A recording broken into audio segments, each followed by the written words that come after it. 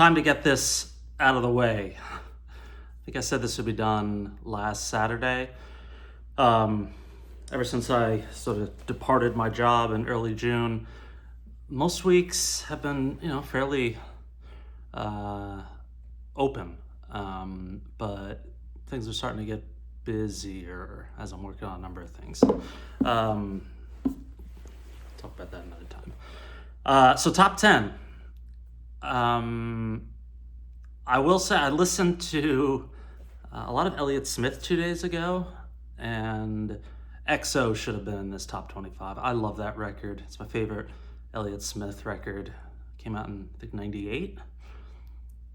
And I played it real loud on what would have been Elliott Smith's 56th birthday. Was that Wednesday? I think it was Wednesday. So I thought about that and how that should have been on the list. And reflecting on my top 25 of the 21st century, I think I had Wilco, Tango Hotel Foxtrot 1, Isbell, Southeastern 2, Ritter, Historical Conquest 3, and at 4 were the Wrens, the Meadowlands. I listened to all of those records this week. I would move the Wrens to number 2, Ritter to number 3, and Isbell to number 4. So these change all the time, right? This top 10, if I do it 6 months from now, it'll be totally different. But let's wrap this up. At number 10, the Beatles' White Album. Whenever I give that sort of inflection, I don't really know why I'm talking that way. I mean, you can't. This is the Beatles album that I go to the most, and I've said this before. It's because it's so sort of all over the place. It's just, I love this record so much. I mean, I remember an interview with Jay Farrar. Somebody asked him what his favorite record was, and he said, I think his answer was the Beatles, and they were like, which album? And he's like, all of them. So I know where he's coming from. I know Mazzy knows where he's coming from. Dear Prudence, one of, if not my favorite Beatles song. So coming in at number 10 is the White Album. At number 9, a record that I've listened to, probably the record I've listened to the most so far this year, Bob Dylan's Bringing It All Back Home. I think it's the political climate. It's not even a political climate anymore. What do we even call this? But songs like Maggie's Farm, Outlaw Blues, Mr.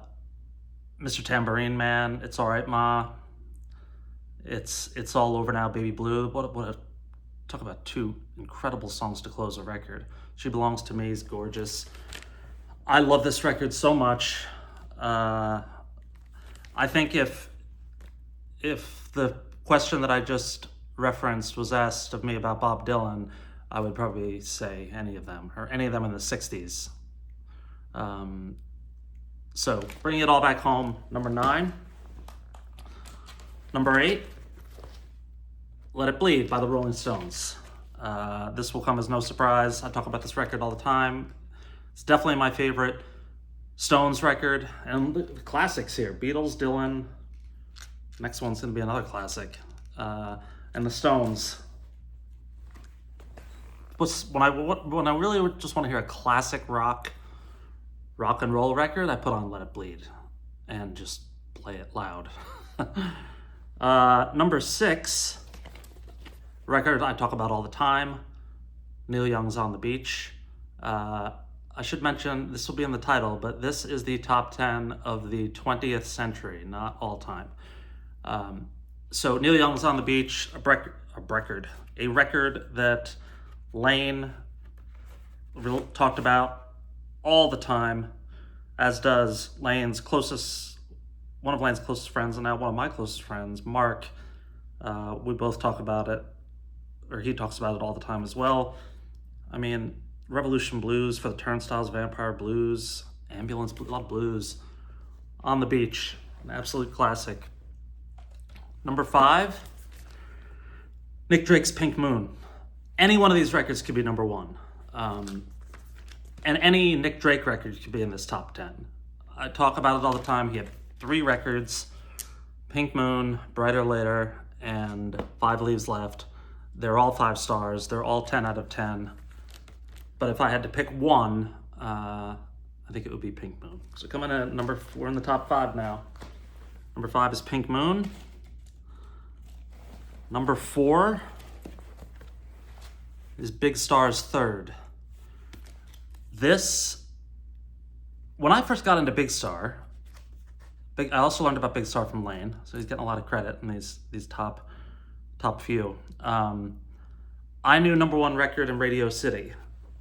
This was probably in the early 90s. And I don't know if people were even talking about Third. I mean, not a lot of people were talking about Big Star then, but when I finally, and it took me a while to, I read a couple books on Big Star. You know, I didn't know at the outset that Chris Bell was only on the first record, number 1 record. And then it was, you know, just I think a 3-piece for Radio City and Third. But Third, what a unique record. Just all over the place. And when they were doing that Big Star Third tour, I saw it in New York City, I think in 2011. Michael Stipe came out for the encore and sang The Letter. Unbelievable. Box Top song. And the shows were just tremendous. Chris Stamey, I think Mike Mills, I think Jody Stevens is on drums. I know that it's been moved around, or they've shifted people in and out, I think. Pat Sansone from Wilco, John Sturrett from Wilco. I don't think Pat or John were at this show. Not positive, it was a long time ago. But this record, I mean, Strike It Noel, For You, Kiss of Me, You Can't Have Me, Nighttime, Blue Moon, Take Care. What a first side. Then Jesus Christ, Femme Fatale, Odana, Big Black Car, Holocaust, Kangaroo, and Thank You Friends to close it out. That's a masterpiece. There's Alex Chilton. As I've shared many, many times, I was 1 day away from seeing Alex Chilton for the first time ever, 2010, South by Southwest. I believe it was the day before they were supposed to perform as Big Star. Alex Chilton passed away unexpectedly, and I never got to see him live. I wonder if Lane did. I'll ask Mark that. So we are down to the final 4. At number 4, Born to Run. Again, it could all be number 1. This is a half-speed master. I bought it for $30, and I think it sounded really good. I listened to it a bunch of times. It's been a while. But, you know, some say this is the record that saved Bruce's career. I think Columbia, I was reading something the other day, I think it was in Mojo, that they really were close to, I think, dropping him after Greetings and Wild the Innocent, which now in retrospect seems absolutely absurd, especially since Wild the Innocent is a masterpiece. But this took a fairly long time. Those 2 records both came out in 73. This came out in 75. I mean, it's as good as rock and roll gets, right? Although I guess there's 3 that might be a little bit better. At number 3, my second Bob Dylan record, Highway 61 Revisited. Similar to the White Album by the Beatles, this is the Dylan record that I typically go to the most because it has everything. It's got full-on rock and roll. It's got Desolation Row, which is just gorgeous. Just like Tom Thumb's Blues, takes a lot to laugh, it takes a train to cry. Of course, Like a Rolling Stone. I mean, it's number 1, but it's number 3 today. Bob Dylan's Highway 61 Revisited. 2 left. Favorite records of the 20th century. Now this one, I remember a couple of Wilco references going on in this video, which will surprise no one. I remember reading an interview with Jay Bennett where he mentioned that this was his favorite record of all time. I've read so many interviews with like Jay Bennett and Jeff Tweedy that they're like me. They also change their favorites all the time. I remember I read it somewhere, this was in 1995 when I was interning at Bar None Records in Hoboken, New Jersey. Jeff Tweedy mentioned Richard and Linda Thompson's Pour Down Like Silver as his favorite of all time. And I remember I went out and bought that. It's a tremendous record, never gets talked about. But then I've seen other Sandinista. Is that what Did he say Sandinista is his favorite of all time? I don't know. Or he said that was his favorite triple album of all time because he's releasing a triple album. If it sounds like I'm talking fast, I just pounded a coffee before I started this, so I'm a little hyped up. Number 2, Tonight's the Night by Neil Young. I mean, how do I describe, if you were to say, like, what's rock and roll, drugs, sex, all of it, this is the record, right? Like, and this record has held up so well. In my last job, which I've mentioned, I looked after user experience at AEG Presents, which is like the smaller version of Live Nation. There were a few Neil Young shows. Where was it? At the Troubadour, I believe. And I think he played Tonight's the Night one night. This is only like 2 years ago. And I cannot believe I didn't go. I believe a colleague or colleagues of mine did go. And I probably could have gotten in if I was in LA. I can't forgive myself for that one. Imagine seeing Neil Young, I don't know if it was like full Crazy Horse or what, but perform Tonight's the Night at a small club. I think it was the Troubadour in LA. This record just, I keep on going back to it. Just how it opens, it almost sounds like you're just sitting next to them as they're recording. Borrowed Tune, love that song. Come On Baby Let's Go Downtown, I've shared this, but worth resharing many more times. When I saw Sunvolt, I think it was 1996 at the Paradise in Boston, they brought out Gillian Welch and David Rawlings for the encore. They were the opener of that show. That's a bill.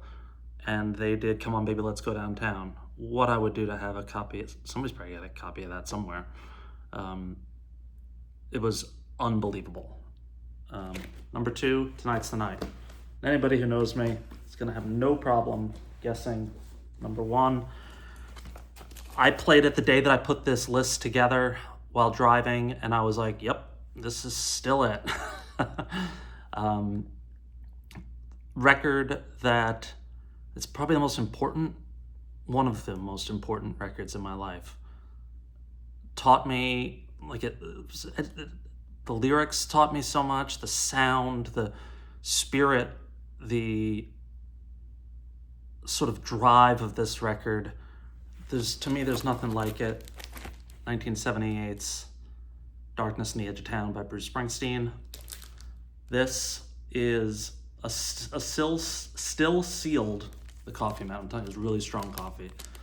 Still sealed 80s reissue. Includes Badlands. I bought it for $40 at Streetlight, and it was initially on sale at Tower Records for $5.99. This is it. This is the pinnacle. If I had one record on that desert island, this would be it. So my number 1s for the 2 centuries are Yankee Hotel Foxtrot and Darkness on the Edge of Town. And I think that's spot on. Of course I do, it's my list. But I mean, now that I think back on it, those are probably my 2 favorite records ever made. Prove It All Night, Something in the Night, Adam Raised a Cain, Badlands, Streets of Fire, The Promised Land. What a record. Is it Frank Stefano? Is that the photographer who took these shots? 1978's Bruce Springsteen, my favorite record of the 20th century. And still, if I had to choose across, I think I have 3,500 records now. CDs, I have thousands and thousands. This would be the first one. Darkness on the Edge of Town. We're done. I had put ideas into my notes app on other videos, and I have like 11 lined up. So hopefully there'll be more coming soon. Appreciate you watching. Sorry about me being so amped up on caffeine. Hope you have a good weekend, and I will talk to you all soon. Let me know your top 10s or 5s or thoughts on mine. Take care.